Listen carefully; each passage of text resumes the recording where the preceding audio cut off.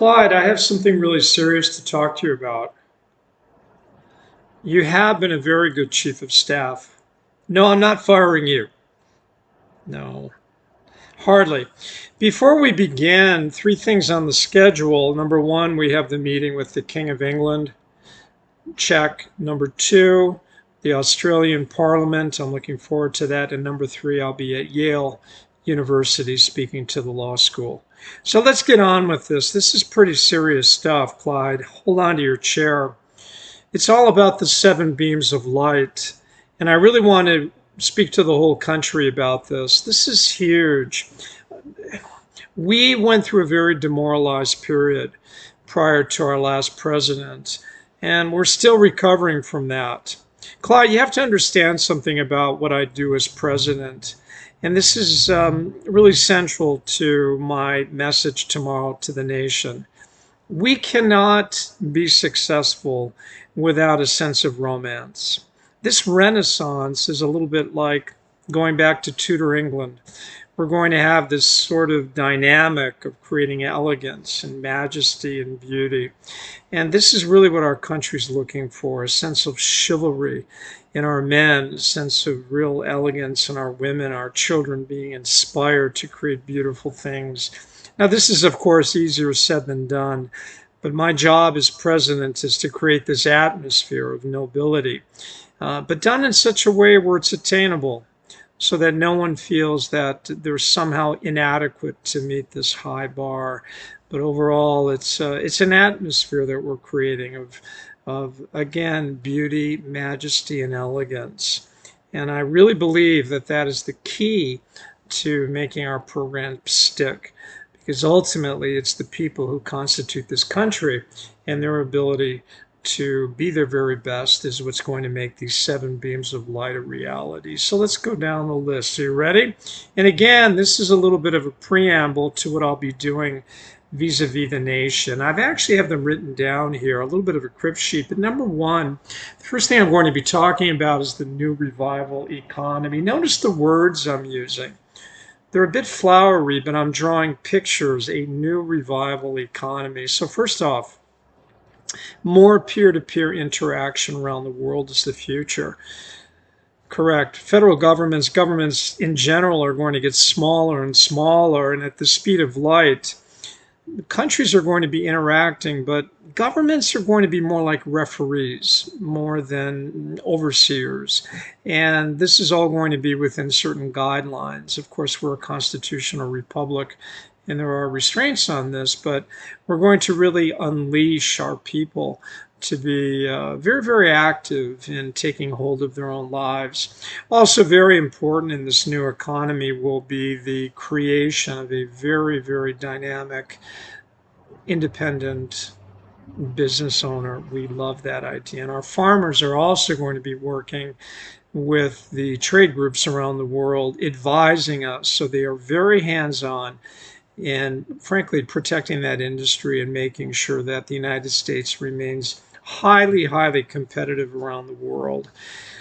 Okay, and part and parcel to that economy is going to be treasure chest America. Isn't that a beautiful image? We have all kinds of great jewels and gems buried in our ground, and we're going to be unearthing these substances that have really been largely untapped, and many of them will be applied to health science, medicinal applications, and to new approaches to feed our people, so that our agricultural industry and our great wealth dynamically within our own earth is going to be, well, mined in a very clean way in order to extract the great treasure chest of this country. And the reason why, Clyde, this is so important is because parallel to this is going to be the new perspective the world will have, and that will be standing from space. Space is very important, Clyde, because space is going to give us the perspective on our eternal heritage and our position with God in the heavens. And from that standpoint, we're going to look down upon the earth and really make sure that we're not only blessing the earth that we stand on, but we're drawing the very best from it with consecrated grace and wisdom. to make sure that the United States is the best that it can be. Now, number 2 on this list is about privacy. With AI and the great advances in technology, we've never had more of a threat to privacy of individuals. So I'm going to be creating an ironclad policy to protect people from being violated in terms of their privacy, and that involves their, yes, the various biological, right, inroads to an individual, their eye retina and their fingerprints and a maze of other things that to me are very, very dangerous. The idea is that no American should be stopped from their normal walk of life by any type of big government, big world, one world invasion or an edict upon their free association, their ability to transact in cash, and to have their sacred privacy protected. And that's going to be huge. Number 3 is about the rebirth of the media. Listen, Clyde, no one would like to, more than me, come down and say, do it this way, do it that way, and do it that way. But really, the better part of me knows that's wrong. And the way we need to revolutionize the media, both entertainment and news, is to democratize it. And we're going to be doing this by creating a crowdsourced funding platform here at the White House for burgeoning young filmmakers. We're also going to create the Citizen Artist Endowment Fund. And moreover, we're going to allow creative people at the local level to actually have their creative projects put on local ballots, like referendums. Okay? And the idea is by creating competition, the democratization of the media, both entertainment and news, there will be a greater dynamic building in the highlighting of truth and making it easier for truth to prevail as we slowly move the concentration of media away from the elite and into the hands of the people. The next, of course, is the online classroom thrust that I'm so interested in as a former teacher. Clyde, we have to educate our people on our civic background. We must understand our heritage. We have to all understand where this country really came from and how we are, in fact, an anointed nation. If you look back upon history, there's always been a nation that at a critical time transitioned civilization from one passage to the next. And of course, this is the United States. We have that anointing. And this is our time now to carry that forward. And we can only do that by having a very educated populace in terms of who we are. And of course, the great challenge here is we have a great number of new immigrants here. Let's take this as an opportunity. They're very fresh and wanting to learn about their new home. We're going to educate them, and we're going to open this up to the world. We're going to do it right from the White House. I'm going to create a lot of the curriculum myself. There's going to be a fact-checking link, and we're going to make sure that there is an adversarial position. And this is not propaganda. This is truth, and we're going to conduct it in that spirit. As far as the public service mission is concerned, Clyde, there's no question that our young people need to start giving back to our country. And this doesn't necessarily have to be done through military service. And as you know, I'm not a big fan of standing armies. I'm really looking more toward the Space Shield, a very strong Navy and Air Force, and those being a deterrent force. The idea of bloodshed on the battlefield, I want to be a remnant of history. So, our young people certainly can participate in the military, but they'll also now have an opportunity to get out and turn credits toward their tuition in teaching our new immigrants the English language. Isn't that a wonderful idea?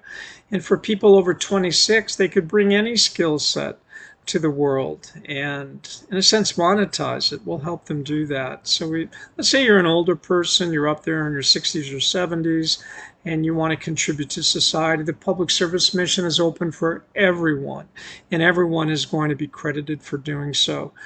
And that's really going to come back to them, and we'll supply them all the support that they need to do exactly that. As far as tax is concerned, and this is our sixth beam of light. As you well know, tax has been largely mischaracterized over the last 100 years. If you go back in history, tax was normally a deterrent. In other words, people were discouraged from some form of negative human behavior by taxing it. And income tax was brought during wartime. And capital gains tax is a very odd invention of the human imagination, which makes absolutely no sense at all. So, as you well know, I'm very much in favor of end-use taxes on the consumption line. In other words, as you use a product or service, with some amount of discretion. Of course, we're not going to be taxing necessities of life like groceries and medicine, but on the end use as a consumption tax, we'll look at having a very healthy inflow to our treasury. Of course, we have our tariffs, which we're still working with.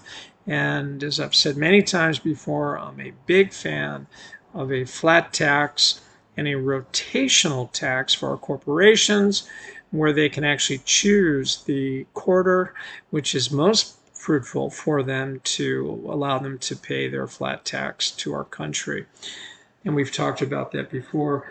And going on to number 7, seventh beam of light, is the St. Francis action. We all need to care about our streets. And the highways and byways are meant to be a place where godly things happen, where there's beauty, where our country can really shine. So I've asked people to work with us and with local law enforcement in this great vision of bringing compassion and healing to our people on the street. And I've talked about this before. You know my plan, and it involves reconnecting them to their loved ones and transitioning them back into the workforce. And rather than getting the government involved, having private builders actually step forth and create affordable housing for them, where they will be fed healthy food to wean them of their addictions, and they'll be provided a loving atmosphere where they can move on with their lives. These are the 7 beams of light of my administration. I think good things happen in 7.